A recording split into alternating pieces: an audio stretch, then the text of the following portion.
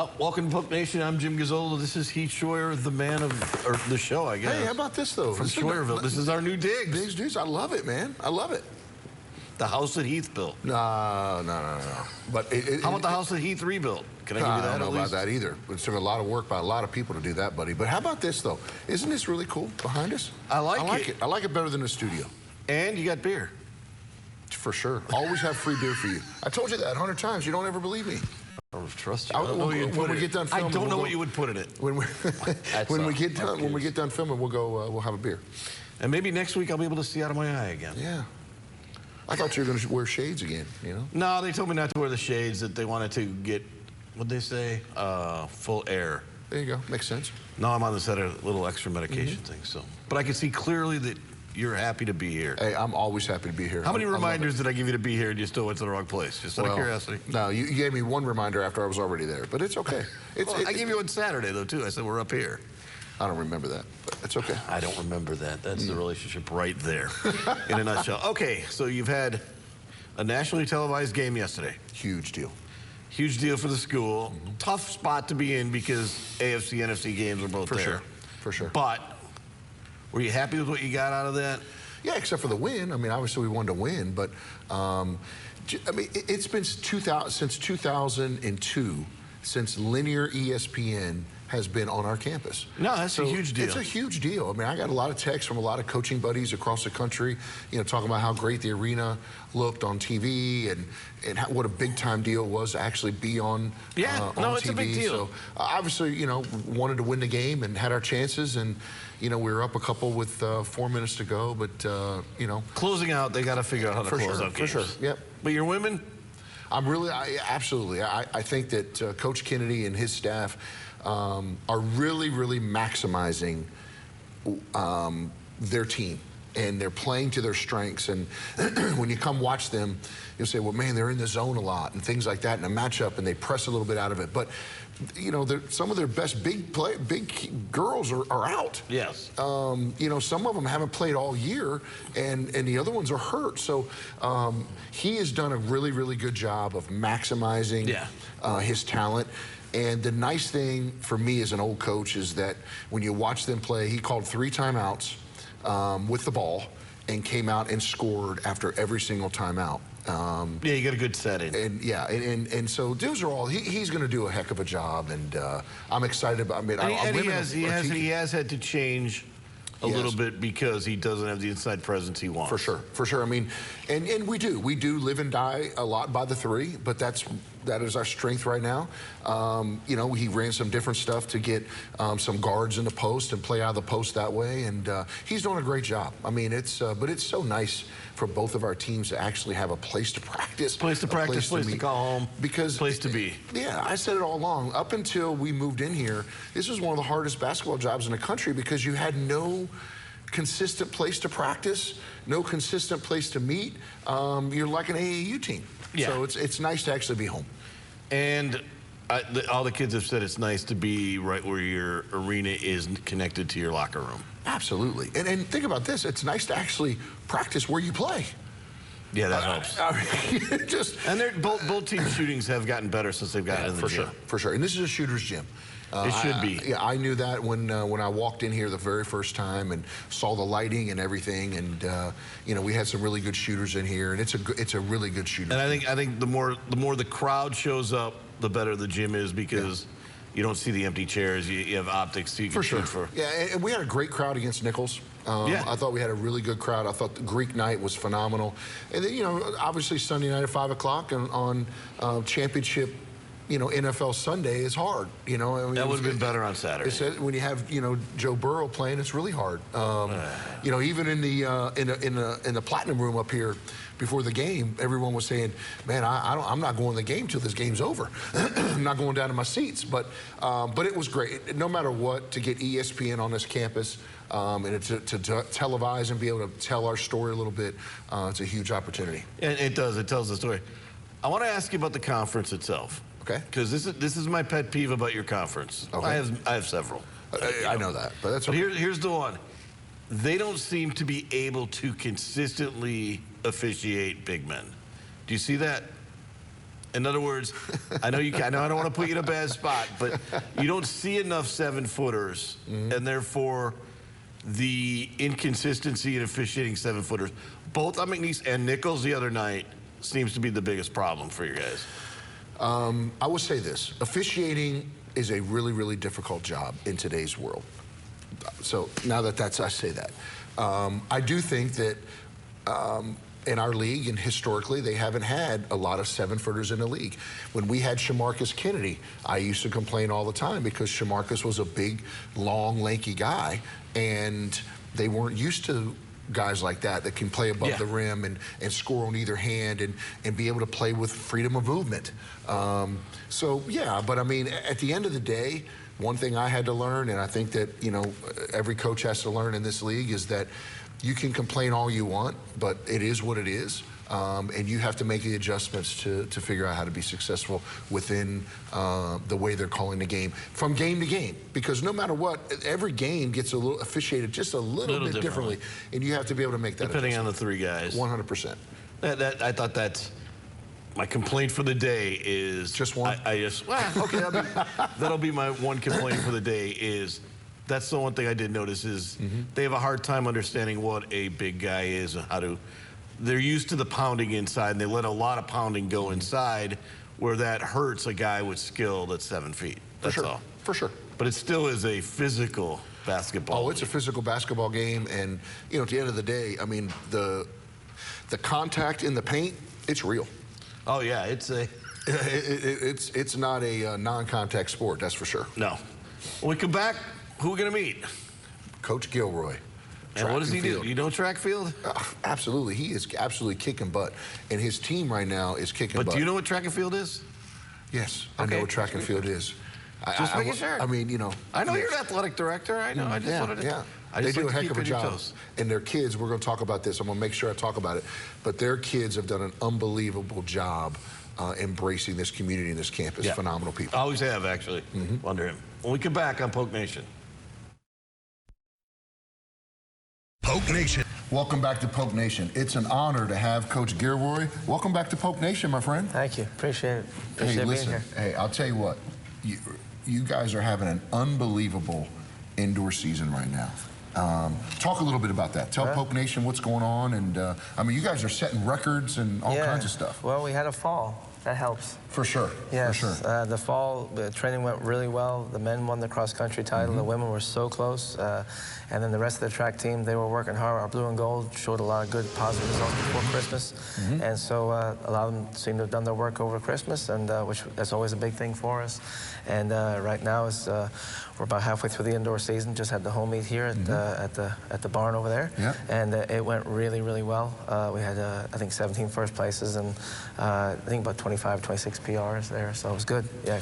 Now explain to Polk Nation what's a PR. Personal record, or personal best. Sorry, yeah. So explain to them or explain to you. Yeah. Each athlete they set goals and they track their times and stuff, and so they want to go out there and try and better that every time they go out. And you know, they're not always doing the same event every week, but you know, their library events that they do, they have different records and stuff. So it's personal records. That's awesome. Yeah. What does it mean to be setting personal best this early in a season? Because usually you see your personal best late in the year as you build too, but what does it mean for the rest of the year to do it this early? Well, the coaching staff I have do a tremendous job getting these athletes ready, so we're hoping that, you know, you always want to pick up where you left off last year. So the way that these kids are competing right now is we had a very late start to the season last year, so it was a kind of a bumpy road at this time last year when we just got back to campus. And so having that whole fall, being able to get out in the track and just be able to train together as a group has been an immense help. So I think just everything culminating now is just kind of showing that these kids are, and they're hungry. Winning cross country in the fall, the track team wants a championship now, and we're hoping we can do some stuff. And you're getting more transfers now, or better transfers. Is your name starting to be synonymous with track, better than nationally known? Well, we've had a few in the past. I think for every sport, the portal is open. I mean, you got kids that sometimes it doesn't work out at one institution. We might have stayed with them through the process, as in like Zach Martin, one of our sprinter, came to us back from Oklahoma. We recruited him in high school, and he chose the Sooners over the Cowboys, and he came back to the Cowboys after 2 years up there. So, you know, just things like that. So, you know, this year especially, we weren't able to get out and recruit. We weren't allowed. So it was a lot of it was portal, internet. There's a lot of work on the computer this past year. We'll talk about this, Coach. Not only have you done a great job in the portal, but you recruited a national champion to come here. Tell Polk Nation about that. Well, and about this young man. Yeah, young man, Jalen White. He's out of Ontario, up in Canada. Came to us from Quincy University, D2 school. He was a D2 national champ. He ran good. He got hurt up there, and things just didn't work out for him. And and most of your international kids, they do compete post NCAA stuff. And so in the summer, he started dropping some really fast times, but it was kind of late. And so we had signed a young man, Tyler Chalice, from his club, a thrower. And so Tyler's coach reached back to us and said he had a kid that was looking for a home. And he knew about, well, we did pretty good last year in the 4x4 and made a couple of good quarter milers and stuff. So, and he wanted to come farther south where it was warmer, better place to sprint. For sure. So, yeah, Jalen came on board. Yeah, he's set the record, a 400-meter record, first one out at A&M, and then helped us on the 4x4 that meet. We broke the indoor 4x4 record, and yeah, so it's going pretty good. And he just dropped a 21:39 200, which is like top 2 or 3 in the conference right now as well. Can you do that? No, I did not know that. But talk about this, Coach. Yeah. So you talked a little bit early about Christmas. Yes. And the athletes, the athletes came back and they did what they were supposed to do. How hard is that when you send your, tell Polk Nation, like everyone, how hard is it when you send your athletes home for, a little over a month, right? Yeah, weeks. And do you give them a program? Oh, yeah. Do you monitor? Like, talk about that process, and you said it's a make or break, and obviously it's, it looks like it's made your indoor season right now. Knock on wood. Right. Yeah, right. Yeah, so basically what the NCAA rules allow us to do, we can train up until basically Thanksgiving. So we do our annual blue and gold. Coach Ben and Coach Vijay, they draft teams. It gets pretty heated and pretty serious in there. So blue team against the gold squad, and then it's a little trophy we have for the winning team at the end. And we do our end of the year dinner and stuff like that. But then they're basically off from Thanksgiving. They come back that week because it's the week before finals. We're not really, they can meet us voluntarily, but they go into finals. And so the finals, that's the most important thing as well. They're student athletes. Sure, no question. So finals are over. We have about 3 days after finals are over that they meet with their coaches, and then they're home. Some of them, as soon as finals are over, they live farther abroad and they haven't seen their, parents or whatever for months.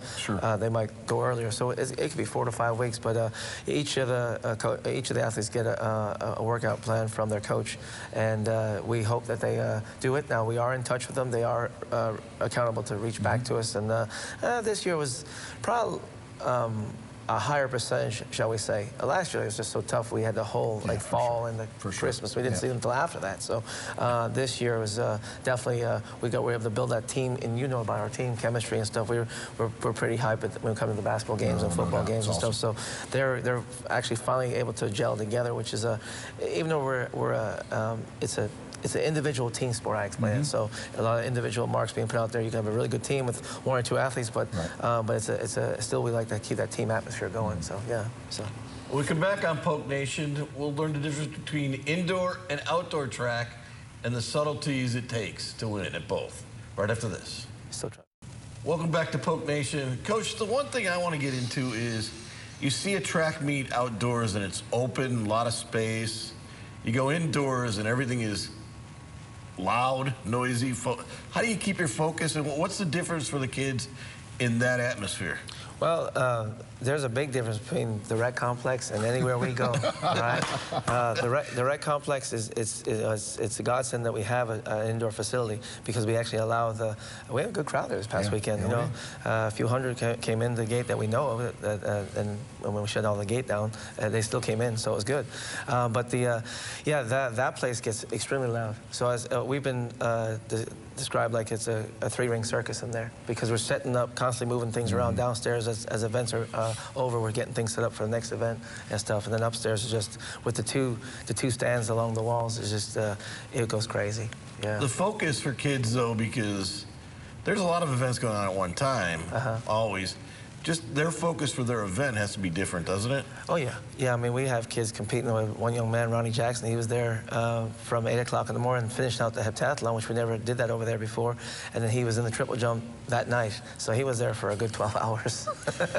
Coach, let me ask you this. Yeah. And you know, I was coach for 26 years, Right. so I saw a lot. And every successful program has a very healthy culture. Right. Okay? You, year in and year out, your program and your team always has a healthy culture, and they're visible at all the games. They're visible on campus.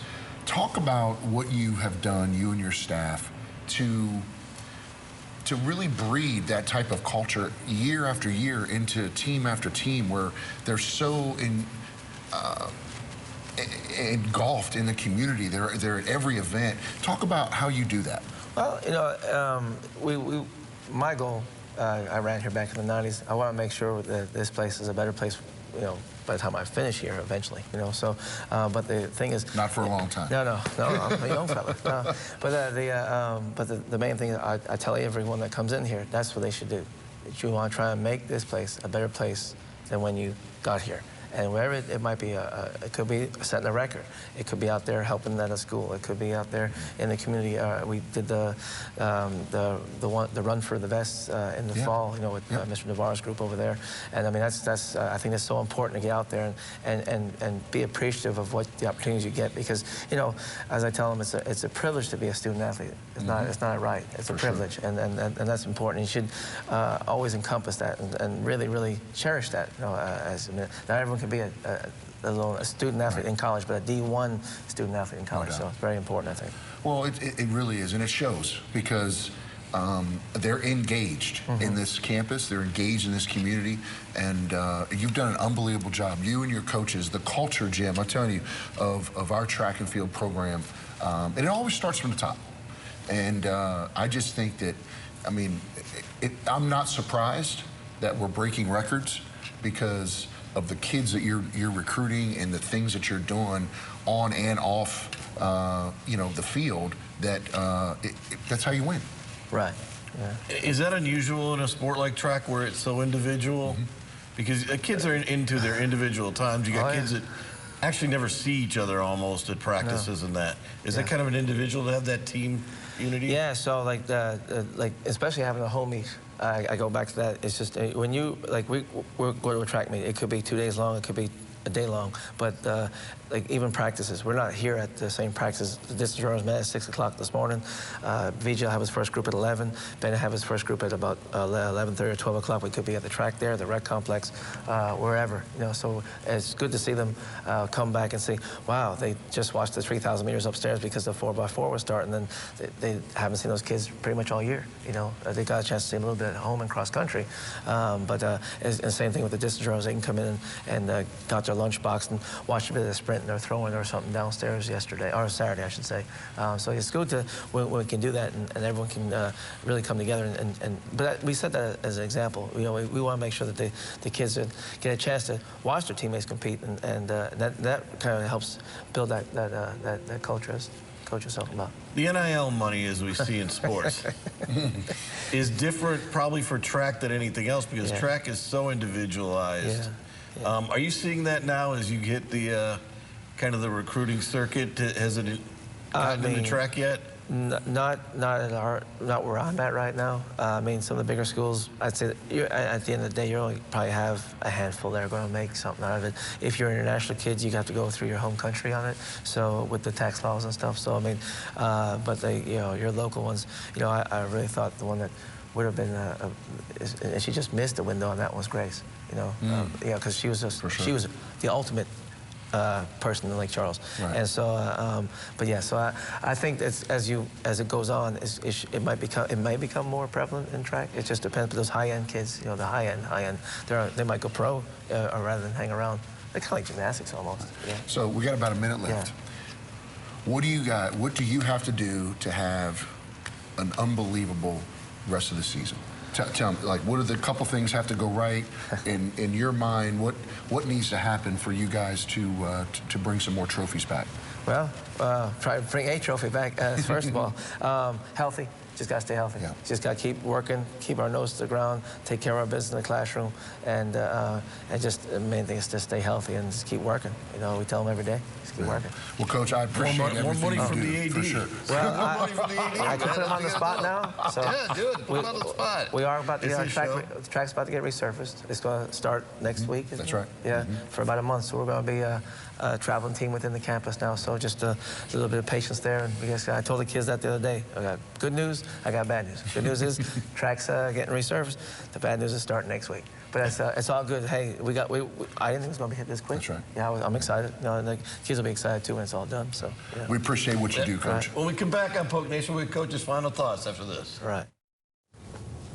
We're back on Poke Nation, everybody. And, Coach, I guess the number one question for you when it comes to track and field is, this is the one group that really gets on campus, probably more than anybody. For sure. I mean, their kids do the best job, hands down, of any team on our campus of supporting everyone else.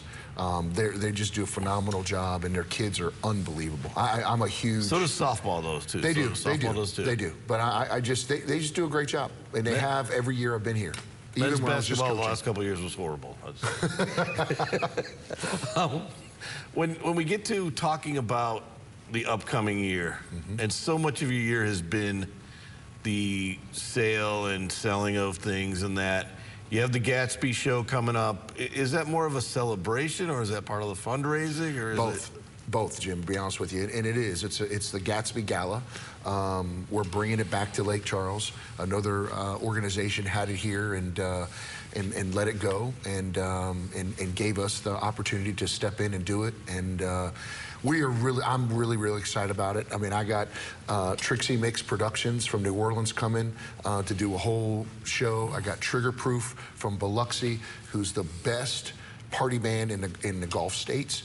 Yeah, but you're not going to be Gatsby, you said. No. But it's going to be an unbelievable. Every single dollar goes to McNeese Athletic Foundation that can help us reach our goals and advance this athletic department. And when you advance the athletic department, you advance the institution. And when you advance the institution, you advance the community. It all starts with that. So this is a huge event. It's going to be an unbelievable time. And I want to get you a suit. I'll get you a tux. I will rent you a tux, but I want you to come. It's going to be, I promise, it's April 2nd. April 2nd. You can find it on Instagram. You can find it on Facebook. It's a great job. It's going to be unbelievable. I'm telling you. April 2nd. Party of the year. And where's it at? The Burge Casino. And you will be Gatsby. You got to be Gatsby. I'm not going to be Gatsby, but I'm going to be dressed. I think I might get some suspenders, but it's going to be fun. But you're the it's main not character, aren't you? It is the party of the year, and it's a fundraiser, but it is a celebration, and it's about time we go, hey, it's party time. Let's do it. I'm sure you'll hear more about it next week on Poke Nation. Thanks for watching.